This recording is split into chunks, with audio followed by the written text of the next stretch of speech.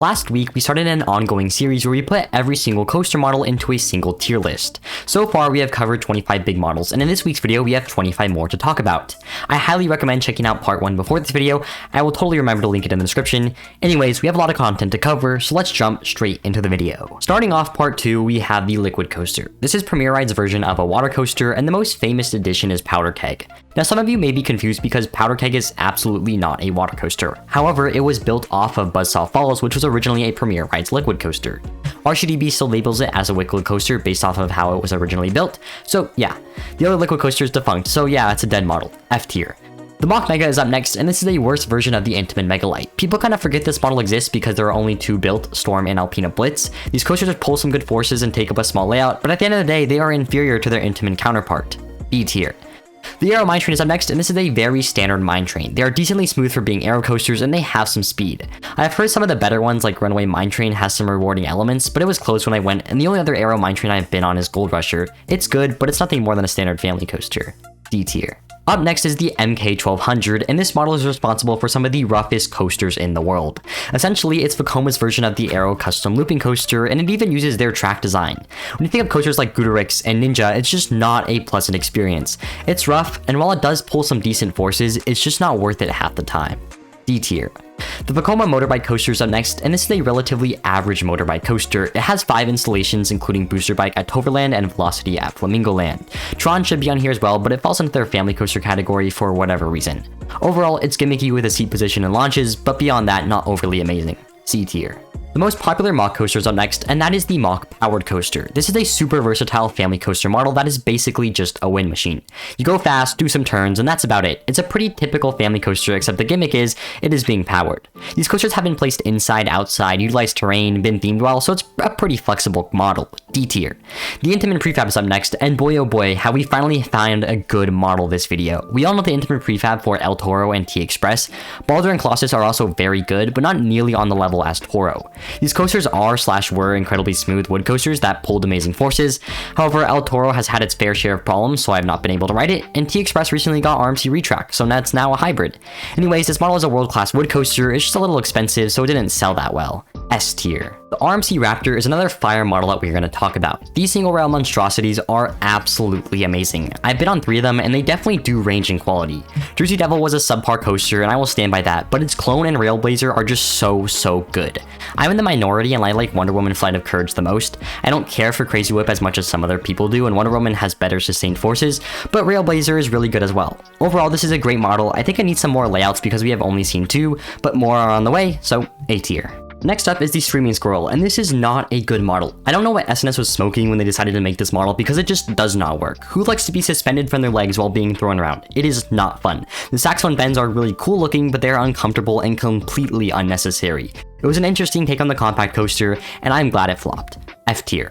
The SWC Shuttle Loop is up next, and talk about a dying classic. There are a few scattered around the globe, but you have coasters like Montezooma's Friends that just are dying.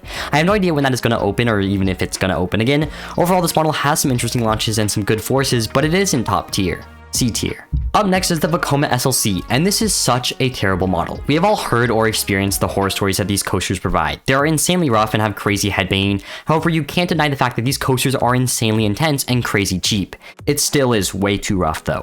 F tier. Another terrible model is the Intamin Space Diver. This is known for the Six Flags traveling coaster program with Z-Force, and it's not a pleasant ride. The ride relocation program was not a good idea from the very start. Aside from awkward forces from the very start, this coaster got very rough. It actually wasn't too bad when it originally opened, but the coasters got rougher with every relocation to the point where it was unrideable and not fun. Six Flags did salvage it, and no other Space Divers were built though, but it still sucks. F tier. Next up is the Vekoma Space Warp. Most people know this for Formula at Energylandia, and there's another edition on the way, but overall, it's an above-average launch coaster and a good definition of what New Gen Vekoma is all about. B tier. The Gers Spinner is up next, and this is a solid family coaster model. It has a spinning gimmick which already makes it very unique, and it's a generally smooth and forceful ride experience. The downsides for this model is definitely capacity, which sucks, but it's not the end of the world. C tier. Up next is the B&M Standup coaster. This model has really grown on me. I came off Riddler's Revenge for the first time, thinking it was one of the worst coasters in the world, but after some solid rides on Green Lantern and some return visits to Magic Mountain, I realized it was not that bad. These rides are decently forceful, and they do have the gimmick of standing up, though I'm not the biggest fan of it. I don't really like standing, and I think it's mildly uncomfortable, but it's not painful like I used to think it was. C tier. The MOX Striker is up next, and this is a model that is ready to prove its potential. Voltron at Europa Park looks to be an elite coaster with its beyond vertical launch and crazy diverse set of elements. We don't know too much about the Striker coming to Fantasiana just yet, but we can assume it will be very good.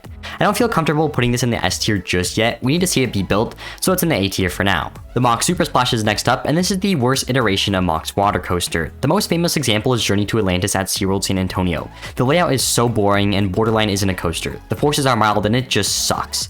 MOX water coaster, Power Splash, literally anything else is better than this piece of garbage. D tier. Up next is the Swiss Bob. This is an Intamin bobsled coaster that is slowly dying out. The last operating one is La Vibora at Six Flags Over Texas, and it's also part of a dying genre of bobsled coasters. MOX version is also coming to a close, and there will probably be a day where all of these coasters go defunct. This model is a great family coaster with quirky swinging and very mild forces, but the swinging is what makes it so unique. C tier. The Vekoma Top Gun is up next, and this is an interesting launch coaster that is at 6 separate Chinese parks. These coasters have good theming with the whole aircraft carrier and solid layouts. It's definitely a long ride, and it even has a mid-course brake run. I love new gen Vekoma so much, and this mix of theming and coaster is just perfect. B tier. Next up is the one and only RMC Topper Track. This comes very close to iBox in what it's able to do and rides more like a traditional wood coaster. It is all wood track, and if you look at coasters like Outlaw Run and Goliath, they definitely are showing their age and becoming the bottom tier RMC coasters. I'm not trying to hate on this model, but it comes nowhere close to the perfection of iBox. B tier. Up next is another Schwarzkopf model, and that is their Wildcat. These are traveling coaster-esque rides that have okay layouts. The forces vary a little bit, it's nowhere mind-blowing, and definitely has the janky charm that a lot of Schwarzkopf coasters have. D tier. The wooden coaster by Intamin is up next, and this is not nearly as good as the prefabricated version. The most famous example of this model is American Eagle, and it's a decently good coaster, but it's not world-class like its prefabricated counterparts. The other editions are all in Japan, and I can't say much about them. Overall, it's not Intamin's best wood coaster and has a lot to be improved upon. D tier. Up next is probably one of the best models in the world, and that is the MOX Extreme Spinner. This model takes a model like the Intamin Blitz or a MOX launch coaster and adds spinning on top of it. MOX is so good at making spinning coasters, and this model is the highlight of MOX's entire catalog. Ride to Happiness is objectively one of the best coasters in the world, and Time Traveler isn't too far behind this. The best part is, MOX said they still have so much work to do with this model, and that only makes me super excited for the future. S tier. Going from one of the best models to the worst models, we have the Intamin Zaxspin. Of course, we all know this model for the lovely Green Lantern, but in reality, the entire model is not that bad.